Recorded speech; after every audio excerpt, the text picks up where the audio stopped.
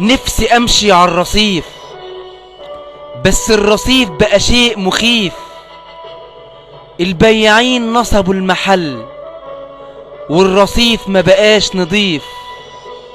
البلطجي قالوا دوات حريف، ووضع اليد بقى عند الشعب كيف. الطف بينا يا لطيف من رئيسنا ابو دم خفيف، شايف بعينه المهزلة والبعيد عامل كفيف، ويقول ما هياش مشكلة الظريف ابن الظريف.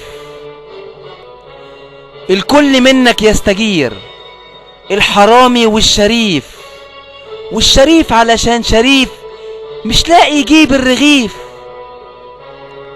واول انجازاتك ديوان سميته ديوان المظالم، ومن يوم وليلة كله بان ونصفت فيه كل ظالم.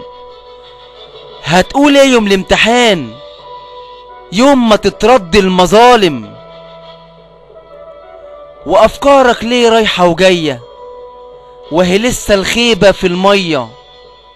استعين بالخبرة الوطنية من كل مصري ومصرية، ولا مرشد ولا اخوانجية، ده الشعب معاه الشرعية.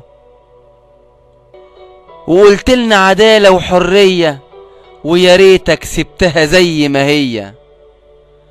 والشاطر مين؟ ده بليد يستاهل ذبحه في يوم عيد، وحسابه هيكون شديد يوم الموقف المجيد.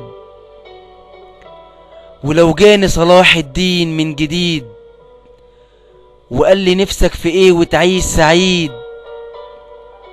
هقوله نفسي في حاكم يكون صارم يقضي على كل ظالم، ويكون لشعبه خادم وللفساد باتر وحاسم.